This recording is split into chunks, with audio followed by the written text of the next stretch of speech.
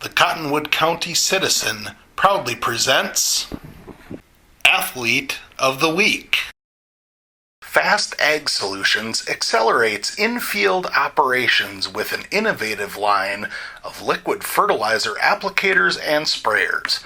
Proven over thousands of acres, our products are designed and built from the ground up for increased operational precision and years of reliable, low-maintenance use. Designed by farmers, for farmers, from the Fast family to your farm. Fast Ag Solutions of Windham.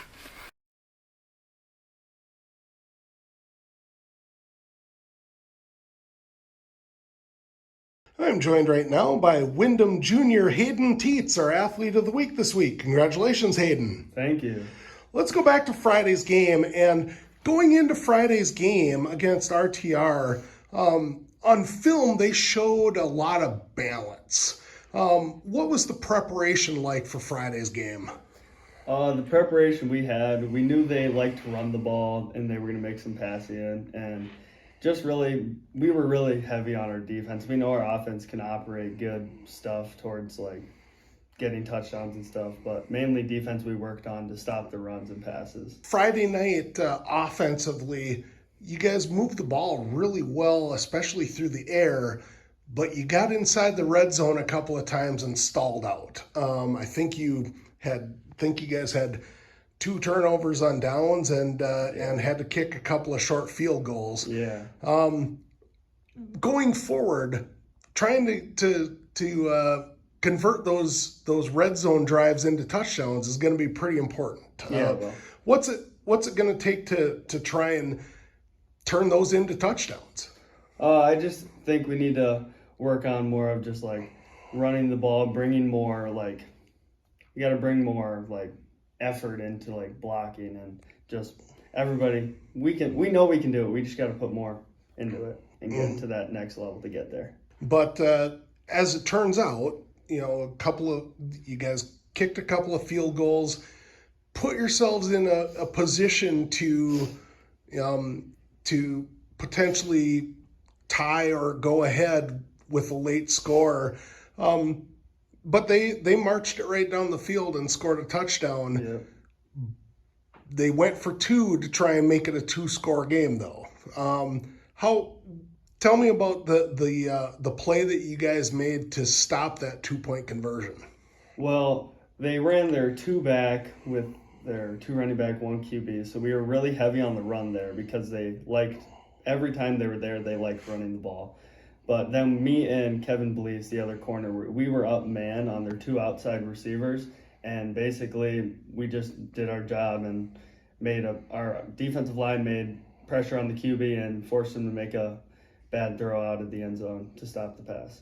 You guys got the ball back and moved it right down the field, and I believe on that last drive, I think there were 5 different guys that saw the ball. Yeah. Tell me about the development of the offense from a balance standpoint, not necessarily between run and pass, but distributing the ball to various different people. It's just what the coach does. We know everybody on our team has skills and they have their own, we have weapons and everything, and everybody can do their own part, and we have a lot of trust as wide receivers in our QB, and we got to trust our coach to make the right call, and we just trust him. It's been interesting to see the dynamic of the different receivers because I think everyone kind of knows that Kevin is a deep threat. Yeah. And you've been, by and large, kind of a deep threat, but guys like Jackson and the twins and Lane have been more possession type guys. Friday night, that kind of changed a little bit. It seems like you were running more shorter routes on Friday night. Was that just something that you guys picked up on film, that those shorter routes would be a little bit more open for you? Yeah, I think it's just we were trying to find those mismatches in like the corners and like the receivers by throwing them off with the trips backside and like doing the short routes on the opposite side with the rollout and stuff like that. So we were just finding ways to like break their defensive stuff. Mm-hmm. Take me through the touchdown first, because it looked very similar to a play that you guys ran earlier in the game for a touchdown. Yeah, so that play is we run a trips left, and then it's trips left, and then I do like a switch route where you fake the slant, and then you like do an out route, and you go towards the edge of the end zone while the QB rolls out, and usually the corner bites on the slant, and then you get an open opportunity towards the end zone, which worked both times. Yep, and you ran the same thing on the 2-point conversion, but that's a play that also kind of is a bit of a read on your part, kind of depending on where the cornerback is. Where the cornerback goes, I got to find the opening where our QB can get us the ball. Whether that's a slant or an out. Slant, out, fade, go ball, wherever I can find open space for him to make a good throw. After you guys scored and went up, obviously the crowd is excited, the team is excited, but there's still, 30 seconds on the clock. And they had shown the ability to move down the field pretty quickly. Take me through that last interception. What were you reading? And it looked like they were trying to hit a seam route a little bit. Yeah, what I was reading, they were really running the ball. Haven't seen much pass all game, and they came out as like an empty set with 2 wide receivers on each side, and one corner would be on the one guy and then the safety would be on the other. And I read that the outside receiver ran a go ball, which he wasn't really running, and then I seen the QB throw it to the inside guy, so I read it and started running towards him, and it tipped off the top of his hands, and I dove for the ball and caught it. It's always fun to win at home, but winning homecoming is pretty special. What was it like, in the post-game huddle after the game, celebrating the win? It was pretty special to us, knowing that it was the homecoming game. That's the seniors' last homecoming game for them, and it's just very special to them. And knowing that game put us above 500, so it's been since 2010 since Wyndham football has been above 500 this late in the season.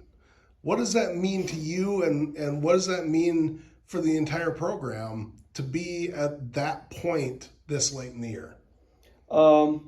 This point in the year, we know what weapons we got and what we can do as a team. So our goal as the season is definitely to stay above that 500 and keep going and getting better and definitely getting to Marshall. How valuable was the experience of winning in the playoffs last year to this season's success so far? I'm really, honestly, just building off of what we did last year. That playoff game was very special. We learned a lot, and it showed us, even though we did play in the 1A, we have the talent to beat those 2A teams, and it's just a mindset that we have to go through to beat them. What's it going to take just to crack that 6-team playoff?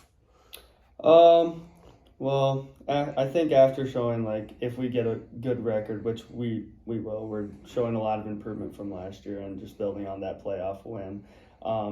Now, like, since last year we won that playoff game, they know that we can compete with them teams, and it's just going to show them that we're here to compete and we're good enough to be there. Varsity baseball game, I think it was my freshman year when we beat St. James at the Irish Yard, and Drew hit a walk-off grand slam. I just listened to a lot of country, Luke Combs, JCC. Fast, funny, talkative. Like hanging out with friends, doing a little bit of video games, and just playing sports. Well, that should be all we need. Congratulations on an exciting homecoming victory Friday night. Best of luck the rest of the way. Thanks for joining us. Yep, thank you. Fast Ag Solutions accelerates in-field operations with an innovative line of liquid fertilizer applicators and sprayers. Proven over thousands of acres, our products are designed and built from the ground up for increased operational precision and years of reliable, low-maintenance use.